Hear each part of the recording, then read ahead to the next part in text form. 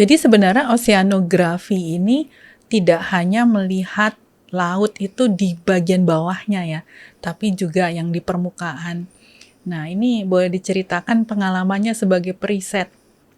Seperti apa? Apakah pernah sampai di bawah air atau bermalam di kapal, dan biasanya sampai berapa lama itu ya? Itu yang membuat saya sampai sekarang masih tetap punya cita-cita tinggi bahwa pada suatu saat kita harus bisa menguasai laut kita sendiri dengan bukan hanya teknologi kelautan dan perkapalan dan seterusnya. Elektro tuh masih banyak PR-nya di situ gitu loh. Lalu bagaimana dengan peralatannya? Peralatannya sebenarnya anak bangsa bisa buat atau selama ini masih diimpor? Penelitian seperti ini tuh bukan penelitian yang murah ya Bu ya. Biayanya besar sekali dan ya kita masih banyak PR untuk yang lain selain penelitian gitu, sehingga gimana caranya kita melakukan penelitian ini dengan anggaran yang terbatas dengan hasil yang maksimal, mungkin itu ya.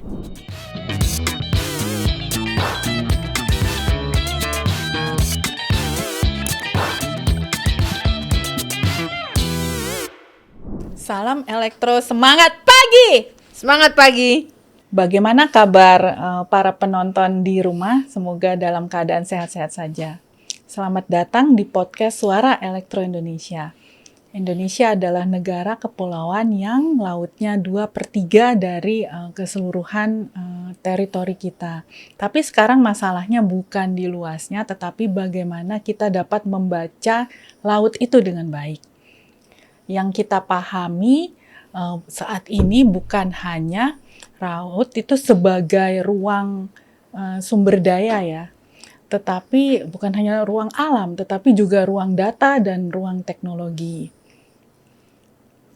Saat ini di episode ini kita akan membahas bagaimana teknologi dapat membaca laut, dan kita kedatangan tamu istimewa yaitu Dr.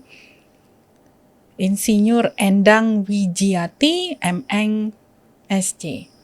Beliau adalah periset di Pusat Riset Teknologi Hidrodinamika BRIN, juga Ketua IEEE Indonesia Joint Chapter Oceanic Engineering atau Technology Engineering Management Society, dan dosen tidak tetap di Departemen Teknik Elektro ITS. Selamat datang Bu Endang. Terima kasih Bu Ana. Iya. Bu Endang, saya ingin tahu, sebenarnya elektro itu bisa mengambil peran apa ya di oceanografi? Apa bedanya dengan teknik kelautan dan juga di MIPA? Oke, terima kasih Bu Ana. Terima kasih atas undangannya untuk bisa ikut memberikan informasi yang mungkin berguna untuk para pendengar di rumah mengenai bagaimana kita membaca laut dengan teknologi kira-kira ya. Untuk kalau misalnya secara umum kita mempelajari laut, mungkin yang ada di pikiran kita bidang-bidang kelautan. Kalau di universitas mungkin ada Departemen Teknologi Kelautan, atau juga mungkin berkaitan dengan kapal. Kalau di MIPA dengan biologi laut, geologi laut dan sebagainya. Itu mungkin yang kita bayangkan beberapa tahun kemarin gitu ya. Tapi dengan berkembangnya zaman, mungkin sekarang kita sudah tidak bisa mengklasifikasikan teknologi hanya satu teknologi aja, karena semua pasti akan saling bergantung satu sama lain, membutuhkan berbagai macam teknologi. Itu sebabnya bahwa teknologi teknik elektro di kelautan, di perkapalan itu tidak bisa lepas. Semua saling bergantung, semua saling membutuhkan. Misalnya nih kita melihat laut gitu ya. Mungkin yang kita lihat ada ombak, gelombang dan seterusnya. Tapi dengan berkembangnya teknologi, ombak, arus dan sebagainya bisa kita pergunakan untuk sebagai pembangkit listrik. Oke, secara mekanik dan secara karakteristik gelombang dan sebagainya itu mungkin bidang-bidang yang sudah dipelajari lama dan sangat mendetail oleh orang-orang yang bidangnya memang kelautan. Tapi pada akhirnya sekarang kita harus sebagai teknik elektro juga harus bisa membantu mereka untuk benar-benar menerjemahkan dari gelombang yang seperti itu berapa listrik yang bisa dibangkitkan misalnya dari arus laut, dari pasang surut air di pantai juga bisa, dari tinggi rendahnya gelombang itu bisa. Itu kalau kita melihat teknologi elektro untuk pembangkit listrik berperan dalam teknologi kelautan. Di teknik elektro bidang yang lain misalnya gitu, dari teknologi telekomunikasi. Telekomunikasi di laut itu, di bawah laut terutama, itu kita nggak bisa memakai gelombang radio seperti halnya handphone gitu ya, karena redaman yang sangat besar. Mau nggak mau satu-satunya yang bisa dipakai untuk teknologi telekomunikasi di bawah air tuh harus menggunakan akustik, sinyal suara.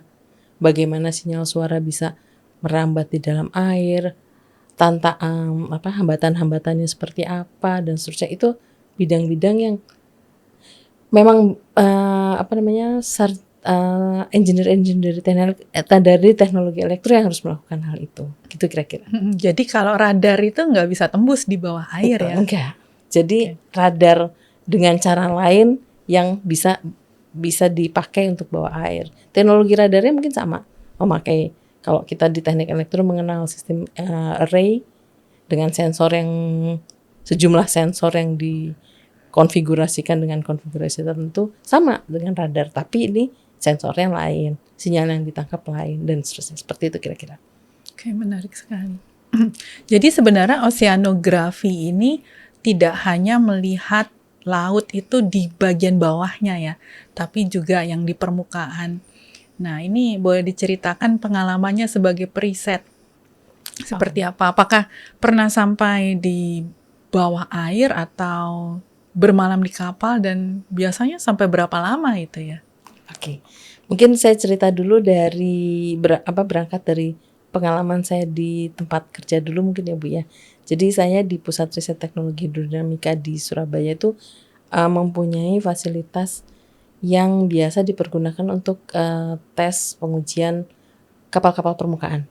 Jadi kami punya kolam uji yang panjangnya sampai 230-250 meter, kedalaman 6 meter, lebar 11 meter, di mana itu nggak punya fasilitas seperti itu, tidak dimiliki oleh lembaga-lembaga riset lain di Indonesia. Ada juga satu kolam uji yang lebarnya 40 meter, 60 meter, kedalaman 2,5. Itu ya kalau bidang-bidang perkapalan itu memang memerlukan itu untuk uji kapal. Nah, begitu saya masuk ke pusat riset dengan background saya sebagai teknik elektro dengan fasilitas yang ada, buat saya berpikir apa yang bisa saya lakukan. Nah, sejak itu saya mulai mempelajari akustik bawah air dengan fasilitas yang ada, yang biasanya dipergunakan oleh teman-teman dari bidang perkapalan, kelautan untuk uji-uji yang tadi saya sebutkan, menjadi fasilitas uji untuk akustik bawah air. Bagaimana kalau sinyal akustik dikirimkan di kolam seperti itu, apa aja fenomena yang terjadi. Itu pengalaman saya di kantor. Dengan pengalaman di kantor itu mungkin lebih teoretik ya buat saya. Nah, kemudian sekitar tahun boleh tanya dulu sedikit. Boleh? Nah, ini terkait kolam uji ya. Kolam ujinya itu apakah airnya air tawar atau dia diberikan mineral laut, atau bahkan kolam ujinya mengambil rupa seperti kolam comberan atau kolam dengan aneka air untuk menguji variasi sampel gitu? Untuk bidang perkapalan ada standar untuk kolam uji, Bu. Jadi airnya harus air yang kalau yang kita pergunakan di kolam uji itu air yang PDAM ya. Jadi kalau kita ngambilnya karena PDAM di Surabaya nggak bisa besar debitnya, jadi kami juga mendatangkan air dari pegunungan itu loh yang pakai tangki-tangki itu. Jadi air yang bersih. Karena memang harus dalam kondisi seperti itu. Jadi kalau pengujian model kapal atau pengujian akustik itu suhu dan sebagainya itu diatur sekali. Jadi terus nggak boleh ada matahari langsung masuk kena supaya nggak ada tumbuhan lain. Jadi ideal, kondisi sangat-sangat ideal itu untuk kolam uji. Jadi dalam saya mengembangkan mempelajari teknologi akustik bawah air itu dalam kondisi yang sangat terukur gitu. Nah, itu yang saya pelajari beberapa tahun ke saat COVID kalau nggak salah sekitar tahun 2020 itu 2019 2020 COVID itu masa seperti itu kalau nggak salah ya di masa-masa itu. Saya punya kesempatan untuk ikut berlayar dengan kapal riset waktu itu masih BPPT belum BRIN. Jadi BPPT waktu itu punya riset untuk mengembangkan sistem monitoring untuk mendeteksi adanya tsunami. Indonesia, kami sebutnya INATEWS, Indonesia Tsunami Early Warning System, di mana di situ memasangkan sensor-sensor, ada sensor untuk tekanan dan seterusnya, di mana untuk berkomunikasi dengan sensor-sensor itu mau nggak mau kita menggunakan sinyal akustik bawah air gitu. Nah waktu itu saya berkesempatan untuk ikut terlibat dan ikut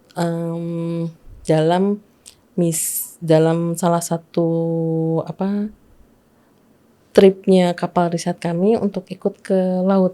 Waktu itu saya mendapat kesempatan untuk sekitar 4 minggu, hampir sebulan saya di kapal. Rutenya mengelilingi Pulau Jawa sebenarnya. Mengelilingi tapi dalam artian mengelilingi dari luar pulaunya gitu ya. Jadi mulai dari pantai utara, pantai selatan dan seterusnya itu. Itu di situ baru saya benar-benar melihat sendiri bagaimana tantangan.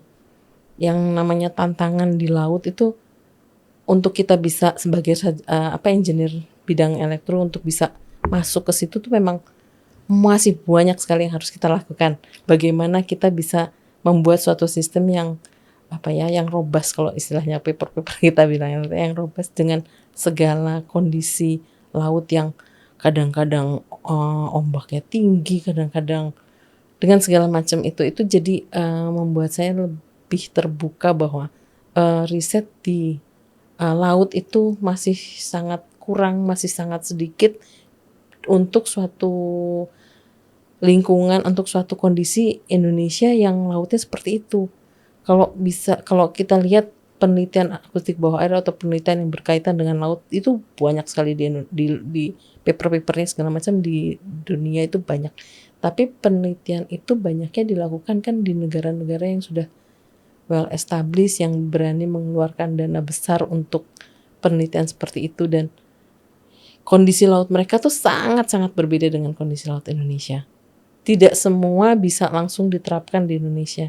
Peralatan yang waktu itu dipakai untuk sistem early warning system kami, tsunami early warning system kami itu pada akhirnya banyak yang tidak bekerja karena memang itu dibuat untuk kondisi laut mereka, bukan untuk kondisi laut kita gitu kan waktu itu. Itu yang membuat saya sampai sekarang masih tetap punya cita-cita tinggi bahwa pada suatu saat kita harus bisa menguasai laut kita sendiri dengan bukan hanya teknologi kelautan dan perkapalan dan seterusnya. Elektro tuh masih banyak PR-nya di situ gitu loh. Ya, menarik sekali ya. Jadi parameternya masih banyak yang bisa diperluas ya, dideterminankan atau diintegralkan gitu ya. Lalu betul. Tadi berbicara bagaimana membaca laut dengan teknologi untuk mitigasi bencana ya. Tapi selain itu apakah ada banyak seperti tadi bisa untuk energi ya, pembangkit listrik. Nah, Ibu sudah pernah terlibat di situ atau seperti apa? Kalau untuk pembangkit listrik, saya nggak terlibat langsung, tapi saya melihat salah satu kolega saya di kantor itu di situ. Yang saya terlibat itu selain akustik bawah air yang untuk mitigasi bencana, saya juga terlibat untuk akustik bawah air untuk telekomunikasi, dan mulai tahun kemarin saya mulai banyak belajar juga akustik bawah air akustik bawah air untuk suatu sistem kontrol kapal, karena sekarang pada arahnya juga kapal-kapal itu banyak yang autonomous, untuk keselamatan kapal dan seterusnya itu juga nggak bisa lepas dari akustik bawah air, sehingga saya mulai banyak belajar ke sana untuk juga mempelajari bagaimana akustik bawah air di kapal gitu kira-kira. Iya. Lalu sensor-sensornya itu seperti apa ya? Ada buoy, ada Kalau yang untuk apa namanya, untuk sistem untuk komunikasi dan seterusnya di bawah air itu biasanya memakai apa yang disebut dengan transducer. Transducer itu alat yang bisa mendengarkan dan mengirim sinyal. Jadi suatu sistem yang aktif di mana dia bisa menangkap sinyal dan mengirim sinyal pada waktu yang berbeda atau bersamaan. Ada lagi juga yang memang untuk suatu sistem pasif itu kita bisa mempergunakan yang namanya hydrophone. Hydrophone itu sama seperti mikrofon ini tapi untuk di bawah air. Jadi range frekuensi atau cara kerja dia untuk menangkap sinyal-sinyal suara gitu. Jadi range frekuensinya mungkin berbeda dengan range frekuensi gelombang radio di udara gitu ya. Jadi frekuensinya bisa lebih rendah. Juga untuk pressure transducer itu mungkin lebih ke arah mekanik, tapi untuk pengiriman data dari satu dari satu pressure transducer ke transducer lain juga pada akhirnya banyak menggunakan akustik wire. Mungkin yang sekarang juga banyak berkembang adalah menggunakan kabel fiber optik. Kabel fiber optik itu kabel yang kayak kabel biasa gitu, tapi untuk mendeteksi akustik kabel fiber optik itu juga bisa dipergunakan untuk mendeteksi sinyal akustik. Jadi ada alat lagi yang dipasang di situ untuk bisa menangkap sinyal akustik bawah. Jadi pada akhirnya akustik bawah air mau nggak mau berperan sangat besar untuk entah dia dipakai dengan sensor transducer atau mungkin sensornya yang ada di kabel fiber optik, macam-macam arahnya. Oke. Lalu ini yang ditangkap ya. Yang ditangkap itu suara dari pergerakan airnya atau suara ikan-ikan atau suara manusia atau seperti apa yang diolah? Bisa macam-macam Bu, tergantung kita mau mendeteksi apa. Misalnya ya untuk teman-teman yang di sains ya, mereka itu mempelajari ikan juga bisa dengan mempelajari bunyinya misalnya gitu. Seperti misalnya pernah ada yang berdiskusi dengan saya, mereka membutuhkan klarifikasi ikan tertentu itu dia berada pada satu lokasi tertentu pada bulan-bulan apa. Itu dengan kita mencoba mendengarkan apakah di situ ada ikan dengan bunyi yang karakteristiknya seperti ikan tersebut ada di situ kapan. Itu juga bisa dilihat bisa dipergunakan untuk itu gitu misalnya. Ya, ini bisa membantu nelayan ya. Iya, sangat. Terutama untuk kalau di Jepang itu ikan-ikan tuna itu kan ikan-ikan yang mahal ya. Itu juga bisa dilihat kapan adanya di daerah mana gitu. Itu mereka sudah tahu gitu, sudah punya feeling. Maksudnya menurut mereka seperti itu gitu. Kenapa kok pada musim tertentu ikan tuna di situ sama sekali nggak ada, tapi di musim lain kok banyak gitu. Itu mulai banyak dipelajari seperti itu. Cuman hanya untuk saya lebih banyak ke teknologi yang belum sampai ke sana kalau saya gitu. Oke. Lalu bagaimana dengan misalnya dipergunakan untuk militer, untuk navigasi, untuk kapal selam? Apakah bisa dijelaskan ada? Ya, kapal selam satu-satunya mata yang ada di kapal selam itu dari akustik itu memang. Cuman kalau yang berkaitan dengan militer dan sebagainya itu sesuatu project-project yang tidak dibuka ya Bu ya. semua serba tertutup semua. Jadi kayak kapal selam kita membeli kapal selam dari Korea gitu ya. Itu memang alat komunikasinya, alat untuk dia berjalan ke arah mana itu memang pakai akustik. Cuman untuk para desainer atau pembuat kapal selam, sistem navigasi kita nyebutnya sistem navigasi, sistem komunikasi itu biasanya nggak dibuat terbuka gitu. Jadi mau nggak mau kita harus mempelajari sendiri kira-kira mereka pakai sistem yang seperti apa gitu itu juga. Oke. Lalu bagaimana dengan peralatannya? Peralatannya sebenarnya anak bangsa bisa buat atau selama ini masih diimpor? Masih impor Bu, masih jauh kita untuk bisa membuat. Kebetulan mulai tahun ini saya mulai membimbing mahasiswa dari UNER yang dosen pembimbing mereka di UNER-nya itu bidangnya material. Baru mulai semester ini dan saya mulai banyak memberi informasi ke beliau, Pak, ayo kita merintis membuat hydrophone dengan mempelajari materialnya, cara packagingnya atau gimana ya istilahnya packaging mungkin ya. itu seperti apa kayak gitu kira-kira. Iya. Lalu nih kan Indonesia kan lautnya luas banget ya. Ini ada perbedaan nggak misalnya laut yang di barat, tengah, timur Indonesia? Ya, sangat sangat sangat banyak, Bu. Misalnya nih kita di Pulau Jawa ya, yang di Jawa bagian utara itu relatif istilahnya laut dangkal, shallow water. Laut dangkalnya pun ada yang hanya berapa puluh meter, ada yang sampai 200 meter, ada yang lebih dari itu. Bergeser sedikit ke selatan Pulau Jawa, itu ada yang sampai 2000 meter dan seterusnya. Kita sekarang ke arah Maluku sana, itu ada yang sampai 6000 meter dan seterusnya. Dan menariknya lagi itu kita melihat dari kedalamannya. Kalau kita melihat dari kondisi laut kita Indonesia di Katulistiwa dengan kondisi laut negara-negara yang sudah banyak melakukan penelitian laut yang tadi saya sebutkan, itu mereka kan di utara, di belahan utara bumi atau belahan selatan, itu beda banget dengan yang ada di Katulistiwa. Itu yang menjadi apa ya, PR kita semua, bahwa penelitian laut kita tuh masih jauh dari lengkap, masih banyak sekali yang harus kita lakukan untuk bisa mempelajari, untuk bisa mengerti laut kita tuh kenapa sih seperti itu, bagaimana harus kita mengatasinya sehingga kita bisa mengambil apa ya, mempelajari ya, mengertilah gitu ya, mengerti laut. Oh ya, misalnya contoh tadi nyari ikan tuna di sana ya jangan bulan itu misalnya gitu ya, gitu kira-kira. Oke, jadi seperti mencari state of the art dari Indonesia case. Betul, gitu ya. iya. Nah, bagaimana dengan publikasi dari riset-riset oceanografi ini? Apakah sudah banyak yang masuk ke Scopus atau masih Sinta atau seperti apa ya? IEEE sudah ada beberapa.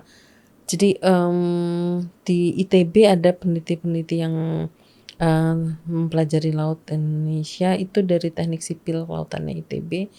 Ada beberapa yang saya tahu beberapa tahun yang lalu sih masuk. Terus IPB juga sudah mulai ada, juga mulai merintis membuat sensornya itu ada, tapi mungkin lebih ke arah, karena kalau di IPB dari biologi lautnya ya mungkin ya itu ada. Terus mungkin itu aja sih, dan BPPT ya mungkin lebih ke ke hilir ya, aplikasi yang seperti tadi saya bilang untuk sistem mitigasi bencananya gitu. Oke, multidisiplin dengan by simulasi atau bahkan ke uji lapangan ya. ITB lebih banyak simulasi ya saya kira ya. Kalau IPB mereka punya lab, punya fasilitas uji yang tidak terlalu besar lah, maksudnya, tapi cukup untuk uji. Yang ke laut mungkin lebih banyak di BPPT waktu masih ada proyek, masih ada riset tentang mitigasi bencana itu. Dan mungkin yang di BRIN sekarang yang banyak itu adalah untuk yang sains ya Bu ya. Untuk yang engineering itu mungkin belum banyak, karena sains itu dari pusat riset yang seperti misalnya pusat riset oceanografi dan seterusnya, itu mulai ada kerjasama dengan kapal risetnya Amerika, Ocean X namanya. Itu untuk yang bidangnya biologi, geologi itu udah mulai banyak ikut mereka. Tapi kami yang engineer belum saya udah beberapa kali memasukkan proposal ke mereka, cuman hanya sampai batas wawancara dan seterusnya gitu. Terakhirnya masih belum dianggap penting mungkin oleh mereka, mungkin ya kurang meyakinkan lagi mungkin. Berarti ada researcher asing yang tertarik untuk melakukan penelitian di Indonesia. Apakah itu resiprokal ya, kita juga ke sana? Resiprokalnya dalam artian fasilitas kapal riset mereka yang kita nggak punya. Itu, tapi baru sebatas di sains saya lihat. Sains lebih maju untuk riset lautnya, karena terutama dengan BRIN sekarang dengan adanya kapal riset. Tapi kami engineer belum berkesempatan untuk bisa mempergunakan fasilitas itu. Ya, saya nggak akan patah semangat sih, saya akan tetap coba meyakinkan bahwa engineer electrical engineering itu juga bukan nggak perlu kapal riset itu gitu, tetap perlu gitu. Kalau di BRIN sendiri ada roadmap risetnya tidak terkait Untuk yang elektrodinamika ini? untuk yang roadmap itu yang science itu banyaknya yang di pusat riset di bawah kemaritiman. Untuk kami yang di engineering itu mungkin yang cloud, yang pembangkit listrik udah ada. Terus yang untuk saya akustik bawah air juga saya punya roadmap yang pada akhirnya saya lebih banyak bekerja sama dengan kampus ya. Karena di pusat riset saya juga banyaknya yang bidangnya perkapalan dan seterusnya, mungkin ada beberapa yang bisa saya ajak. Tapi karena pusat riset kami lokasinya juga di ITS, saya punya kesempatan untuk merekrut mahasiswa-mahasiswa dari teknik elektro untuk bisa ikut terlibat di riset yang saya lakukan di kantornya. Kalau dari data yang diambil ini apakah terus dimasukkan ke dalam database tertentu sehingga menjadi data mining yang besar dan memerlukan AI atau seperti apa masa depannya? Untuk yang electrical engineering itu masih belum Bu, karena pernah kami melakukan satu pengambilan data waktu kapal riset BPT-nya masih bisa dipakai waktu ada BRIN, dan itu memang wajib masuk ke database-nya BRIN, itu ada.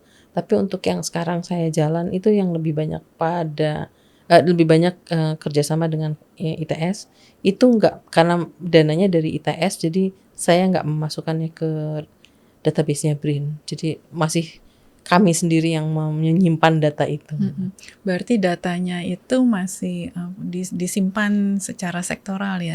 Iya. Untuk yang saya mungkin, untuk yang bidang akustik bawah air mungkin di kami ya. Kami juga punya tim riset ya, kami database-kan sendiri gitu.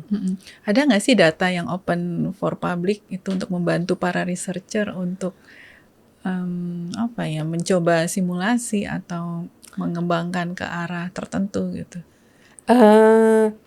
Data suhu laut ada, kedalaman laut ada, open semua. Itu dapat di mana ya? Di web banyak ada Bu, beberapa. Yang di daerah Indonesia juga ada beberapa dengan resolusi yang mungkin nggak terlalu rapet ya. Dengan misalnya dari jarak waktu, misalnya pengambilan data di waktu ini, waktu itu dan seterusnya masih belum terlalu banyak, nggak, frekuensinya masih terlalu rendah gitu, tapi ada. Terus untuk misalnya kita mau mempelajari akustik dari bunyi kapal, itu juga ada, di mana datanya ya seperti saya bilang tadi diambil di negara-negara yang bisa melakukan penelitian itu lebih jauh, itu ada di web juga, bisa kita download untuk bisa kita melakukan simulasi awal ya, mempelajari awal itu bisa. Iya, lalu kalau kepakaran di Indonesia sendiri, kalau di bidang oceanografi itu ada pakar apa aja ya? Tentunya kan berbeda ya masing-masing negara. Ya mungkin sama ya Bu, bidang apapun juga kalau kita di Indonesia, kalau kita mau cari ahli yang bidang ini, pada akhirnya itu aja lebih orang-orang ya sama di akustik bawah air. Di bidang saya itu yang seperti saya bilang ITB ada, itu dari teknik sipil kelautan, di IPB dari biologi laut, terus di ITS juga mulai ada, ITS, PENS, PPNS. Jadi poltek yang pernah mengambil S3 di ITS itu banyak yang saya ajak untuk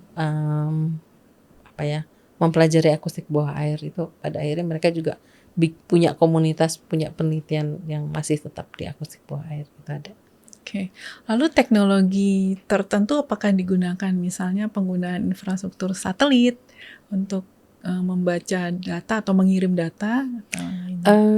Sampai sekarang belum Bu, karena sampai tahun ya saya masih fokus di bawah airnya.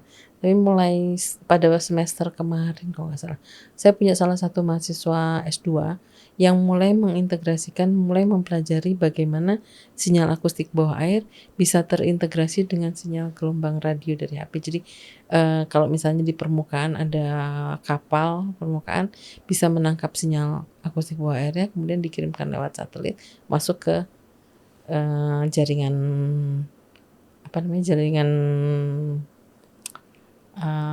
Seluler. seluler ya. Iya. Nah, ini kira-kira Kalau dari keilmuan ini, hilirnya apa aja ya yang bisa menjadi potensi? Tadi kan bisa perikanan, nelayan, lalu apa lagi? Kalau saya sih inginnya bahwa kapal otonomus itu juga bisa diterapkan ya Bu ya.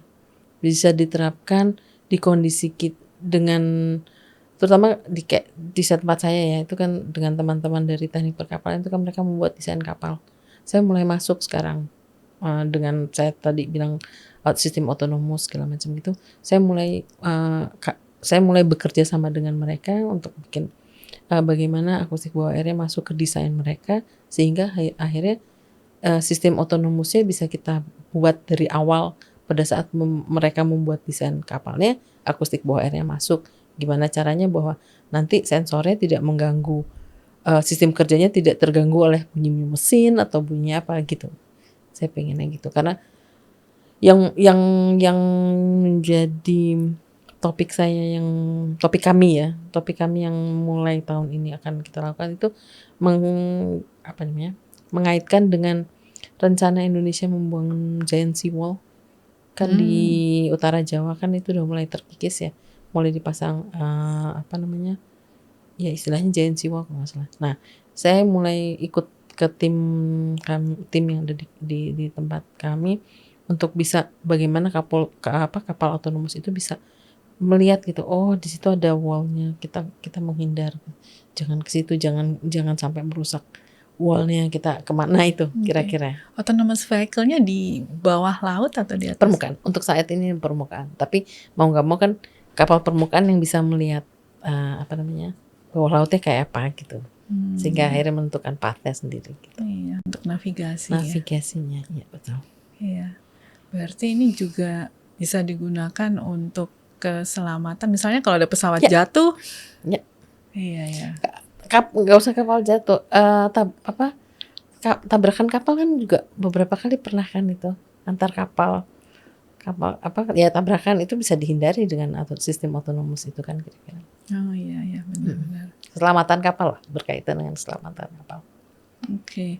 Nah, bagaimana Ibu melihat masa depan teknik elektro di bidang oceanografi ini? Kira-kira SDM-nya harus mempersiapkan apa? Apakah kurikulum yang sekarang sudah tepat atau perlu ditingkatkan? Kalau kurikulum mungkin kalau saya bilang dasar-dasar kurikulum tetap ya Bu ya, nggak bisa kita lepas itu. Mungkin lebih pada keinginan setiap mahasiswa sendiri itu untuk mempelajari sesuatu yang sedikit out of scope setelah mereka mempelajari dasar-dasarnya. Karena seperti yang saya tadi bilang di awal, pada akhirnya perkembangan teknologi itu tidak bisa berdiri sendiri. Semua pasti akan saling berkaitan.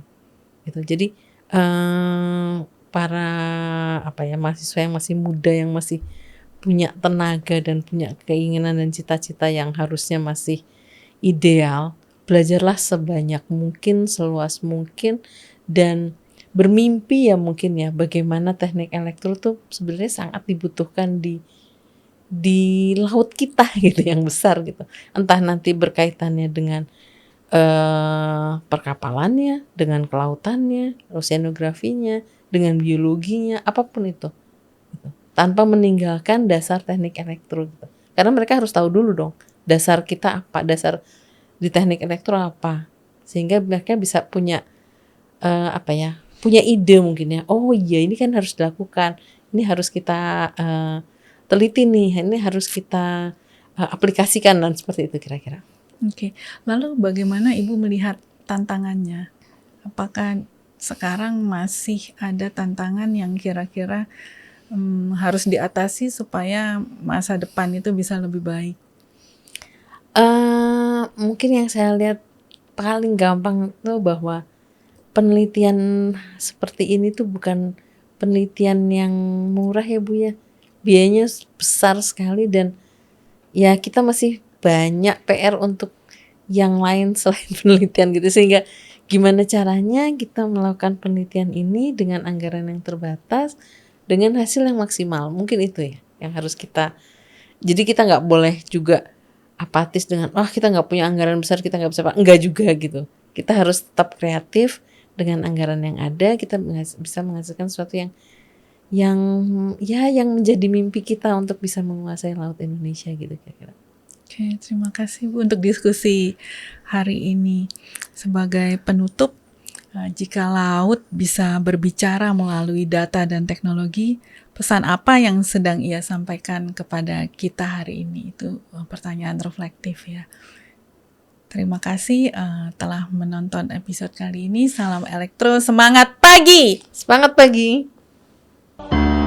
Insinyur Indonesia senantiasa menjunjung tinggi integritasnya, bekerja sungguh-sungguh dengan semangat, profesionalismenya, utamakan keluhuran budi, amalkan ilmu dengan kompetensi, berikan yang terbaik, selalu yang terbaik, sebagai karya baktimu.